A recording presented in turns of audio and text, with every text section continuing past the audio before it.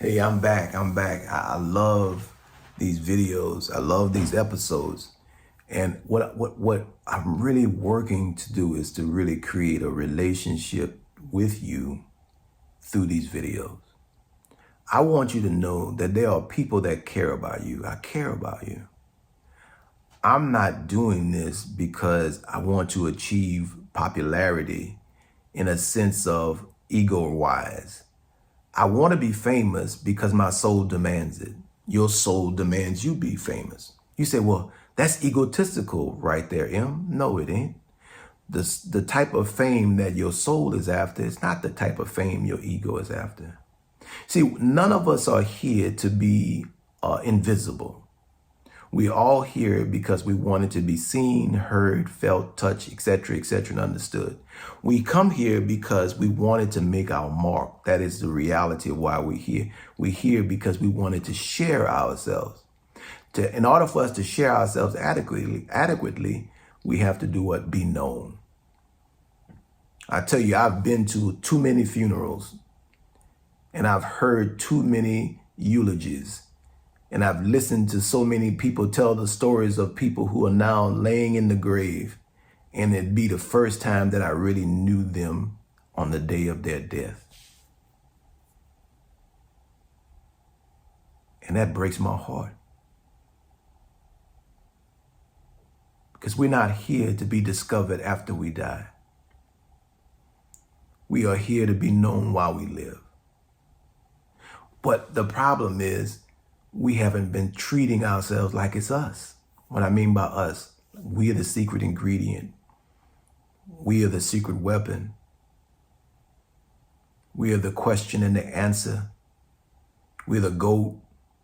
We're the game changer. We're the living, breathing solution. What if it's us? And we just haven't been treating ourselves like it's us. And so, unfortunately, it's on the day of your funeral, people will get to know you. Because so much of the garbage and the BS that we've been socialized to believe in ourselves as a result of the trauma that we've experienced gets in the way of us being able to see how magical we really are. You are a magical being. How do I know that? Because there's none other like you. There's no one else like you. There's no one else like me. When I show up in the room, I am giving people a treat to be able to interact with someone they've never seen before, and a spirit and a vibration that they will never encounter ever again. When you walk into the room, you are giving people an opportunity to interact with the spirit and vibration of you, and they will never see or experience it again. Even if you left the room and came back to the room, that vibrational frequency will change just a slight bit, and it will be a new experience. Life is designed such a way where every experience is exclusive, because we bring in exclusivity with ourselves when we walk through the door. That's what being unique means. Not only are you unique, you're one of a kind, which means you're unique. And not only are you one of a kind and unique, but you're the only begotten. Now, let's get that straight, because some of us have in our head, we don't understand what only begotten means. Can you type in the chat or in the comment section what you believe only begotten means? Because a lot of us have misconstrued what that means. We've made it more than what it is. One of a kind, unique, means the same thing as only begotten. Only begotten means you are the only one. Now, that just doesn't apply to the Christ concept that Jesus Christ was the only begotten. No, it applies to every single one of us. Every single one of us are an only begotten. You are an only begotten, but you have not been living like an only begotten. So in the last episode, I talked about the first cosmic mandate. And the first cosmic mandate is what? Know thyself. thyself. The temple of on the coffins of in Egypt, in the ancient world, the temple of Delphi at Apollo, the aphorism put there saying the same thing, know thyself, because it's the first cosmic mandate. In other words, it is the first mandate, divine mandate within ourselves that is fueling us or pushing us to maximize the full potential of ourselves. And you cannot maximize the full potential of you without knowing you. So I talked to you earlier about those numbers, the 24 hours a day you with yourself, right?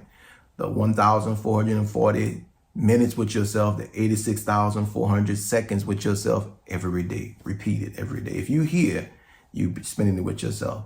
So the question is, how do so many people end up losing themselves? Feeling like they don't know who they are, feeling like they don't know what their purpose is. One reason, distraction. Listen to this very carefully. Distraction is pouring your energy into something, or is paying attention to something that does not pay attention back to you. I'm gonna say it again. It's paying attention to something that does not pay attention back to you. That's distraction. Everywhere in your life where you're paying attention to something and it's not paying attention back to you, in other words, it's not putting energy in you, it's a distraction. So we live our lives mainly distracted from ourselves. So even though we're with ourselves, we're not really with ourselves because we are focused on everybody else. We're focused on pleasing other people, comparing ourselves to people, competing with people, impressing people, etc., etc. That's what we focus. And so all our energy is going there. All of our energy is going there. All of our energy is going there. And so we wake up 30, 40, 50 years and we don't know who we are. That's how, man, that is, you're talking about a pickpocket.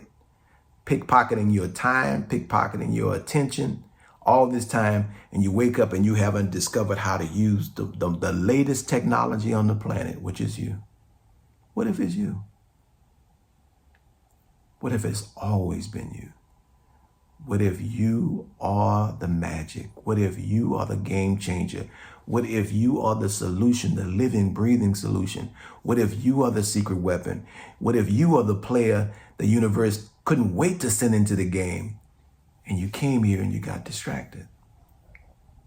So the first cosmic mandate is to know thyself. The second cosmic mandate is to do what? To know thy impact, to know your impact.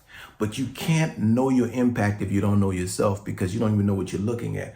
When you get to know yourself, you can be observant of your impact. In other words, not only how you impact other people, but how you impact yourself. How your own thoughts move you, how your own desires move you. You need to be aware of the impact you're having on yourself so you can be aware of the impact you're having on other people. Some of us are impact illiterate. We don't know what sort of impact we're having. And so we keep doing things to get people's attention. We keep showing out. We keep just making a whole bunch of noise because we don't know our impact. When you get to know your impact, some of us are so impactful that we don't have to say a word. When I learned to start listening to people, I discovered I didn't have to say a word to impact people. My greatest impact on people has been my listening to people. Why is that? Because every voice wants what? To be heard. There's nothing more valuable than an ear willing to listen to a voice. Not in a condescending way, not in a way where you're placating them or patronizing, but you're listening because you really want to know what that voice has to say. Now, the last cosmic mandate is to know thyself as equal to thyself. In other words, you are not greater than or less than anyone else. You are only and can only become equal to you. Level up to yourself is basically what it's saying. That's the third cosmic mandate, that we are mandated by the cosmos to equal up to ourselves, to live equal to our knowledge, to live equal to our genius, to live equal to our intelligence, because it's you. What if it's you? It's been you the whole time. Isn't it time you wake up to the fact that it's you?